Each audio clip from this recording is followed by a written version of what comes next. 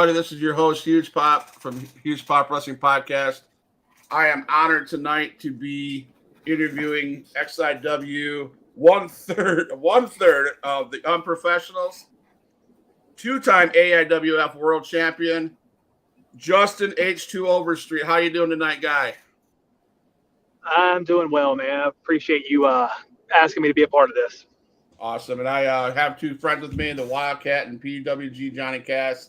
Guys, feel free to shoot in on when you feel the opening. But the real reason why we're here is a year ago, I stumbled upon XIW Extreme Impact Wrestling in Panama City Beach. I'm a wrestling fan, and I had to get a bit of wrestling in me so I can get my fix. And so XIW on tomorrow night presents Pain Has a Price 6, live Saturday, February 4th, 2023 in Panama City Beach at 225 Shalimar St. Street.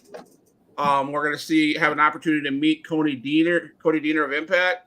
We're going to see the AIW championship match between Jackson Slade and Damian Wayne. And fun fact, Damian Wayne has never lost a title rematch. So maybe Adrian Whisker. What? Can I drop another fun fact? Yeah, sure. Damian Wayne is the one who took the AIWF World Heavyweight Champion from me the second time about 4 or 5 years ago. That is a fun fact. Thanks for that fun fact, man. Oh yeah. So the rest of we got a new tag team coming in there. We have Malik Avalon. We have Cassandra Golden. The Russell twins will be there doing their I think their first XIW appearance. So it's gonna be a fun event. So I'm super excited about that. So XIW Extreme Impact Wrestling is a phenomenal promotion, ran by none other than he thinks he runs the show, Adrian Whisper. So maybe he'll pop in here. I don't know. I think we all have our opinions on that guy. Johnny, if you ever meet the guy, it's a lot of crap, but he's a good guy, but I give him crap every event. So Justin, how did you get started in pro wrestling, man? Oh man. I mean, you want to know when I fell in love with it or how I got into it? Well, both. How did you fall in love with it, and how did you get into it? Well, I mean, I fell in love with it when Sting took the World Heavyweight title from Ric Flair at the Great American Bash. I remember Sting in the blue tights, the red, white, and blue tights. Okay, yeah. And, I was probably 3-4 years old when I saw it. And that was pretty much everything. That started it. I thought I was watching comic book heroes live, And that was the moment that was like, hey, this is awesome. I'm in this. Nice. So how long have you been into wrestling? Oh man, this September will be my 14th year. 14th year. I know, Johnny, you've been in here how long? About a year, right? This is my second year. See, there's proof. 14 years. I think Wildcat, you've been in it a year now? Year and 5 months. Awesome. See, we're amongst some good stuff, good talent. So, in your 14 years, Justin, how many titles have you held? Oh man, oh god. I mean, ones that I would say the big ones that mattered was the AIWF one, but just I guess more recently, I was half of the XIW Tag Team Champions. I know Zane Stevens and myself have won tag team titles all over the Southeast. And, God, man, I'd say just spitball at least 7 to 10 singles titles. Nice. You guys got anything for Overstreet? Anybody? I don't want to steal the show. Did you ever get a chance to hold a world heavyweight title?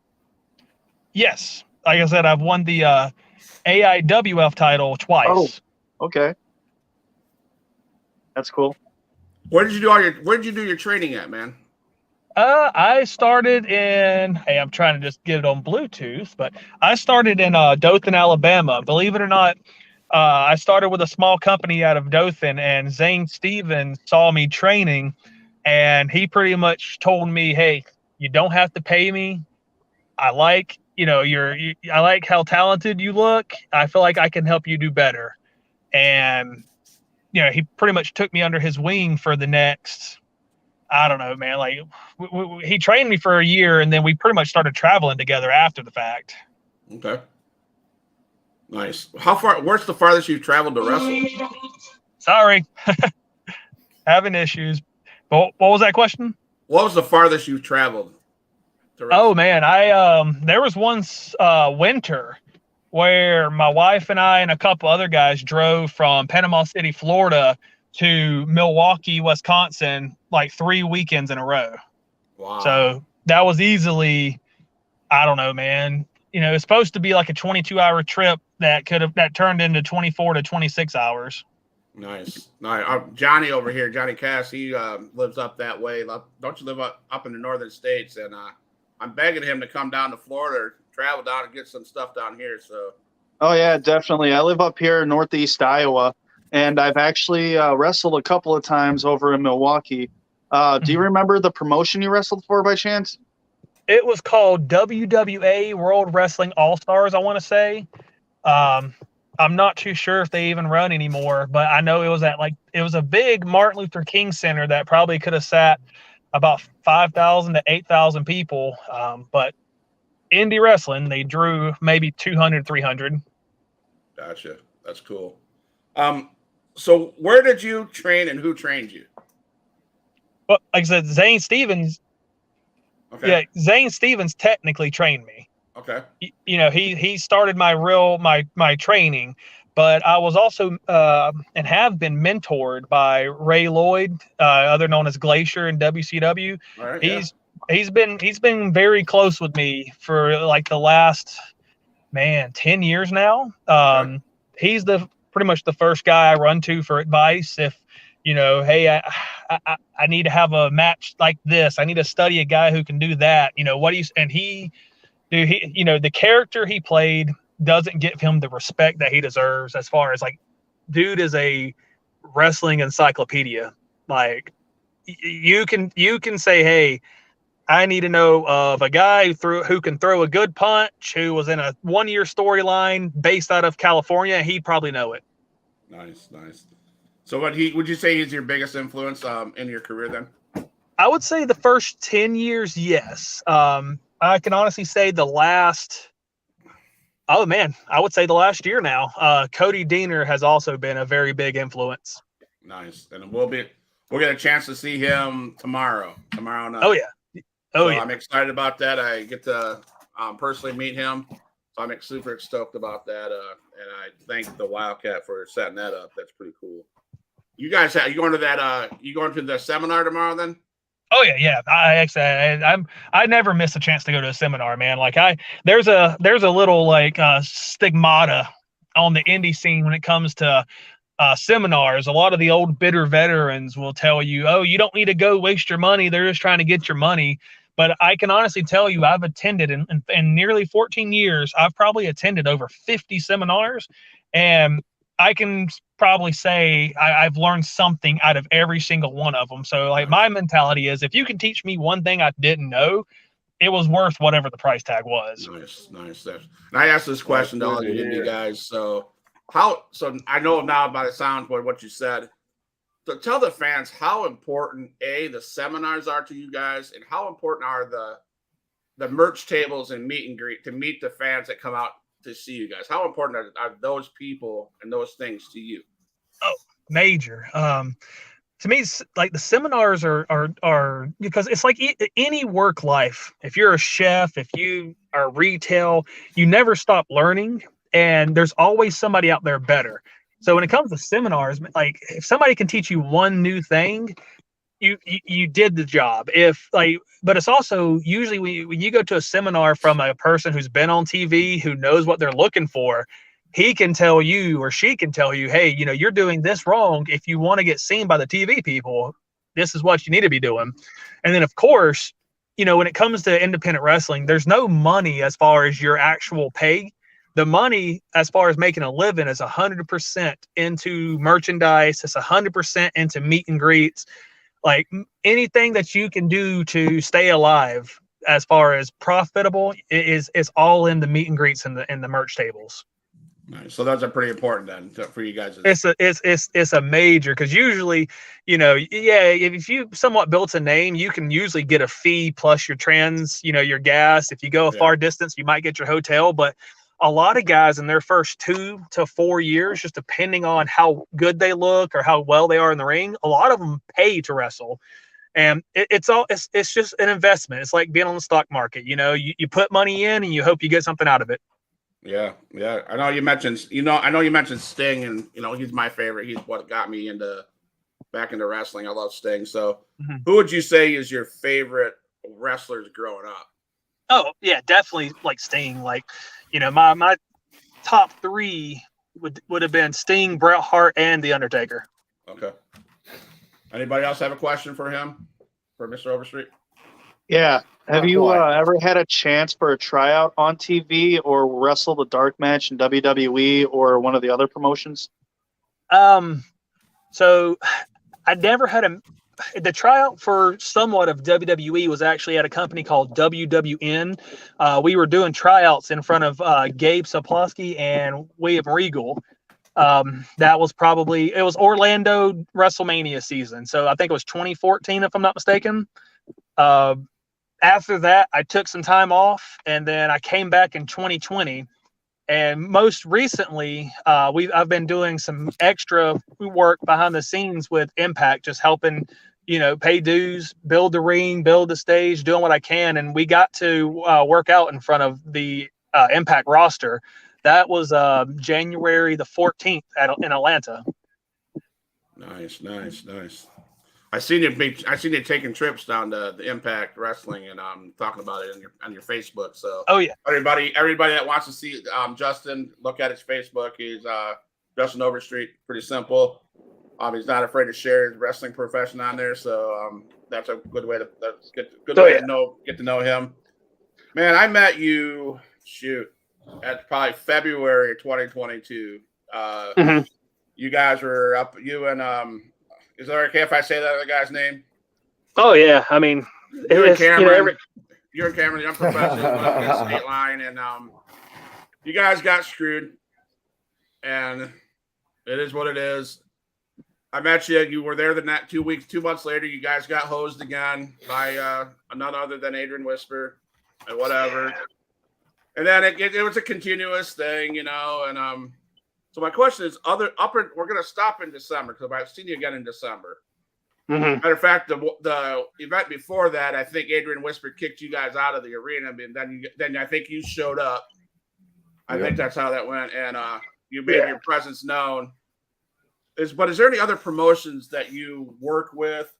Is that a thing that the indie people do? Is work with other promotions, or is it strictly do you guys commit yourself to one? Oh, I mean, it's a little both. So as an independent wrestler, you're technically what we call an independent contractor. It's pay for play. I'll go work for anybody willing to negotiate a price with me. And when we negotiate a price and it seems fair to both parties, we'll go. So I've worked for, 2022, I've worked for Revolt out in Foley, Alabama. I worked for Elite. They're based out of Gulf Breeze, Florida, which, that February the 12th is their next show. And then, 17th. February 17th in Gulf Breeze. 17th. Oh, is it 17th? Okay. Yeah, that's it. 17th. I know recently I've started doing some stadium shows for Adrenaline Wrestling. So I got to perform in Raymond James Stadium and Camping World Stadium. And then I know at the April 25th, we're going to be in Daly Place. Okay. So, I mean, it's really, I'll tell you, that's a big step. What promotion is that? That's called Adrenaline Championship Wrestling. They're based out of Maryland. It's ran by James Ellsworth. Okay. But, it's pretty much pay for play. I mean, there's probably 50, 60, 70,000 different wrestling promotions in the United States alone, and it comes down to whoever is willing to pay you that think you can do something for them, and that's it. Awesome, man. I got about 3 more questions. I know you got time, and I respect that. Then I'm going to get into the what I call stirring the pot. I did that pretty well last night. I got some great reactions. So I'm gonna, I call myself Huge Pop, but I need to think maybe that I might change my name to the Pot Stir. I don't know. But outside of wrestling, what are your favorite things to do? Are you a college football fan? I see you are. Man, if you can see behind me, Go Blue. That's the number one team in the nation. They got screwed this year. Yep. But my wife's a Michigan fan. There you go. See? So what do you do outside of wrestling? Well, yeah, I mean, when football season is around, college football, we watch it. I play fantasy football.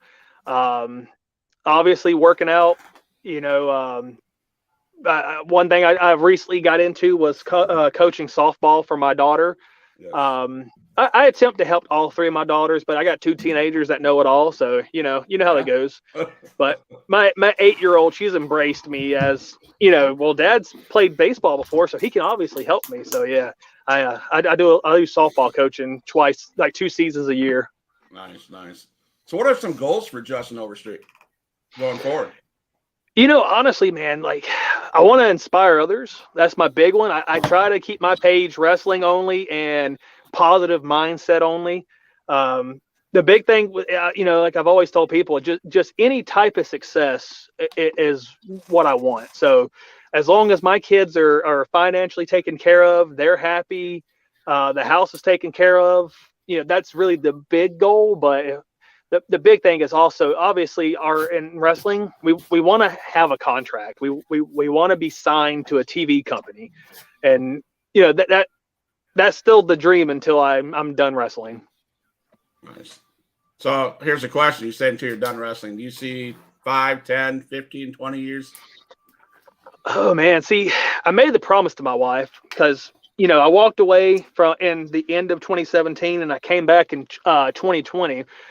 And I told her, I was like, listen, if I don't have my foot in the door by the time I'm 35, I'll be done. I'm not gonna be, I hate to say it this way, I'm not gonna be a vegetable while my kids are growing up unless something's coming out of it.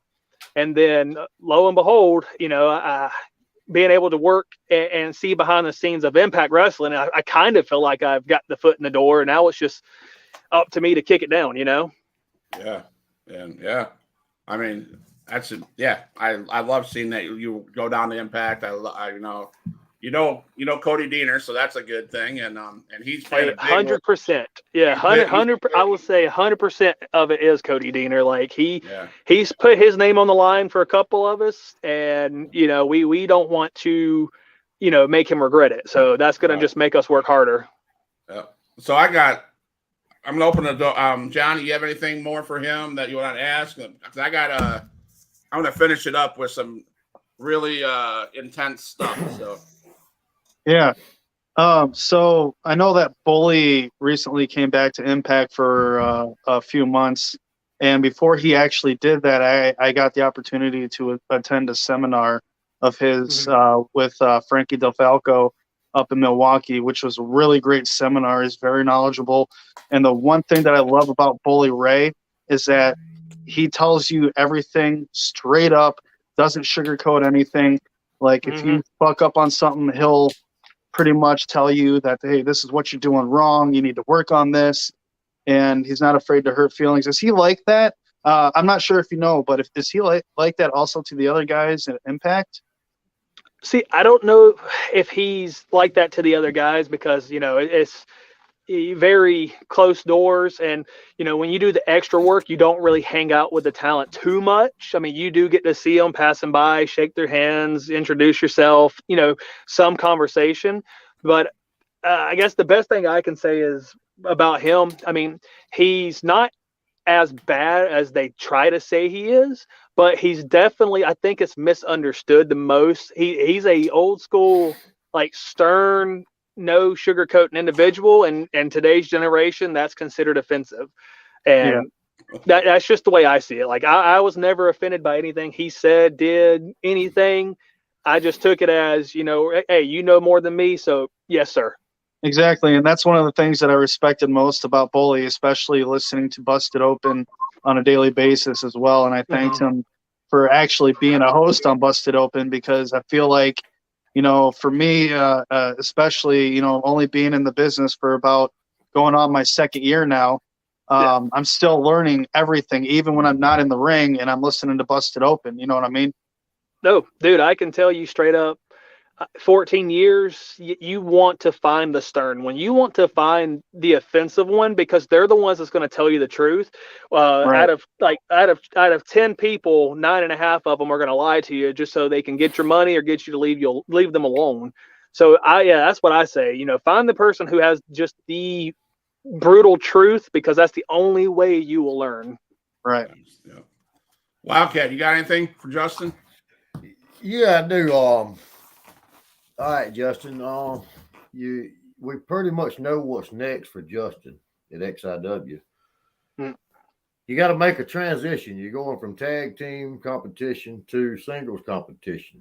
How hard of a transition is that going to be for a 14-year veteran to do? I mean, if I'm going to be optimistic, which I usually am, it's not going to be hard at all because, for the longest out of 14 years, 12.5 of them I did singles. And in those 12.5, I was able to win the AIWF World Heavyweight Championship twice. Yep. So, I've done tryouts as a singles guy. I've done more singles than tag. So, it's like riding a bike. You never forget. You fall down a couple times, but you never forget. That's good. That's good. Go ahead, Scott. I'm going to be a fanboy right now, just because that's who I am. You'll see that tomorrow. Dude, hey, we're all fanboy somewhere. You're going to bring some 8x10 so I can get an autograph from you so I can put it on my wall back there for my guests. You know what? I think I actually have some left over. I'm going to be looking in my shed where I put a lot of my stuff. But I know if I don't have them, I know come April, I'm making it a point to have some new merchandise come out. All right, so I'll text you tomorrow to see if you have any then, so I don't bug you tomorrow night. That works. And I need one from you, Wildcat. I still need one from you, Johnny. So a little bit of fanboy here, a little bit of Huge Pop fanboy. And sorry about that. So I'll let you pick one out tomorrow. All right, so there you go. This is what this is what I came here for. Too bad Adrian Whisper's not here. So I see on your Facebook, based on the events of December, Chaos in the Cage, it says you made a phone call, and XIW is going to hype up security. Can you tell me a little bit about that phone call? I mean, it was pretty point blank. They asked me, are you going to be good? Are you, just the standard corporate thing. Are you going to be good? Can y'all, be around the same locker room? I mean, obvious answer is no. How many people? XIW. Well, of course, but here's my big thing. How many, tell me out of all you three right here, how many of you've ever devoted a lot of your time and a lot of your effort to helping someone? How many of you, girlfriends, boyfriends, best friends, how many of you ever just devoted and tried to make something the best because you saw the best in someone and then all of a sudden the betrayal happened? Money was more powerful than the friendship. Oh yeah, see, there's a hand raised right there. So that's the point. So it's like, how do you expect me as a man to devote my heart and my time and my passion to making someone a better person, only for them to go and see green and greed at the same time? Yeah. But the thing is, don't expect me just to sit down and take it. Right. That's the thing. Absolutely. And Johnny, what the scenario is, Justin and he's been tagging with this boy named Cameron, and he's been carrying the unprofessionals for the whole year of 2022. This guy right here. When the tags are made, he's there. When the hard hittings, Mr. Overstreet's there. When it comes to getting the brunt of the beating, Mr. Overstreet's there. When it comes to everything else, Cameron is hi, and then in December, in Chaos in the Cage, Cameron fell to the money. Adrian Whisper handed Cameron a set of brass knuckles, popped Mr. Overstreet in the back, and walked away with a roll of cash.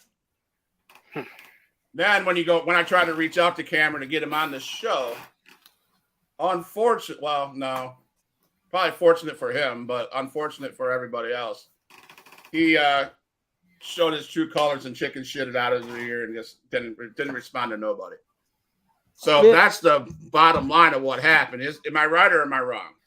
I mean, listen, I'm not one to take away. I mean, it takes two to make a tag team successful, and we were pretty successful. So give the devil his due on that. But well, I'm just saying. But, yeah, I mean, I feel you. Don't get me wrong. I mean, but the thing is, like, this is where we're going to find out.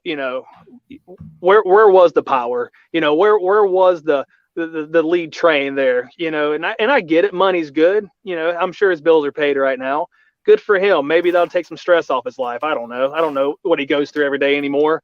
But, the thing is, like, it's not going to stop there in December. That's not where it ends. You don't get to write that story and tell me where the book ends, especially whenever you attack me from behind. Because, shoot, you might get some words going, but you're going to limp away. You're going to remember you were in the ring with me. So do I hear you say this, Justin, that I believe tomorrow night, Cameron has a match with Cody Deaner. I have a feeling you're going to make your presence known somehow, some way. Am I right? And I can't confirm nor deny, but let's just say it was a wise choice for them to pay to have extra security there because, I don't know. I haven't signed no contract that says I can't touch him. And that's all there is to it. Like, you just don't, you're not going to get away with it first off. And, if Adrian, if this is going to be a nice little tandem, he can get some too. We've dealt with him for the last year. I don't mind to keep dealing with him. Wildcat, you have anything to say? I'm ready for Saturday. I'm ready for Saturday. Hell, me too. Is it Saturday yet? That's what I'm talking about. I'm waiting. And see, that's the thing too. I got something to say real quick about all this as well. And that's one of the things that that I've actually had to learn as well especially through the training process, because this also goes for trainees as well. Getting their feet in the wrestling pool. You have to always expect, and I'm sure all you other two guys can agree with me on this as well. You have to expect to make friends as well as enemies, and you have to be okay with it. You can't pick and choose who they're going to be, because sometimes they end up turning out to be snakes in the grass, waiting for their time to hit you from behind. Oh yeah. Yeah. Like I say, I'm not surprised it happened. I'm just surprised it took him so long. I'm wondering what the drag was. Right. Yeah. So, Justin, I respect your time. It's been 30 minutes. I'm going to close the show. I'm going to shut my mouth. I'm going to give you the mic. You have any messages for any certain people, XIW, anybody that you'd like to say to them tonight before we see you tomorrow? Well, I mean, like I said, I'm going to keep it short and to the point. I'm about to get off here. I'm about to go be dad for the night. Got a movie night with my kids. Going to make it the best I can for the next 3 hours. But, come tomorrow, I'm not dad anymore. Like who I will be tomorrow is someone my kids don't need to see. That's why they're not going to be there. So let's just hope there is enough security there. Just keep it like that. So I'm in the second row. Am I safe? No. I mean, thanks. I appreciate depends on how far he runs. Depends on how loud he screams. I'm proud of it. Okay, so and I wouldn't normally do this, but I do. I close with a song. I close with a little sound bite. And then I'm going to meet you guys back in the lobby real quick. So don't go anywhere. But I have to I'm going to play this one thing for you. And I hope this gets your blood boiling, because I want to see Justin H2O Overstreet get what he wants to get and be pumped up for it. I know you're going to be. I don't have to say that. I don't want to take away from your family time, but I'm going to play this and we're gone. I'll meet you back in the lobby. All right. All right. All my dogs, make some noise up in this house.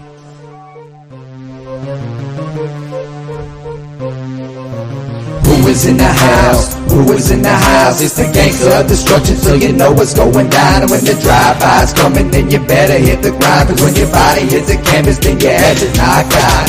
Who is in the house? Who is in the house? It's the gangster of destruction, so you know what's going down. And when the drive-by's coming, then you better hit the grind. Cause when your body hits the canvas, then your head is knocked out. Fight with Adrian Whisper is like a fight with the devil, because when he's dealing with you, you cannot get on this level. Fight with Adrian Whisper is like a fight with a king. It's like a fight with an army. They got the tanks and everything. He's leaving bruises and stitches. Have a good night, my guys, from HP Pop Wrestling Podcast. What's going on? How'd that feel?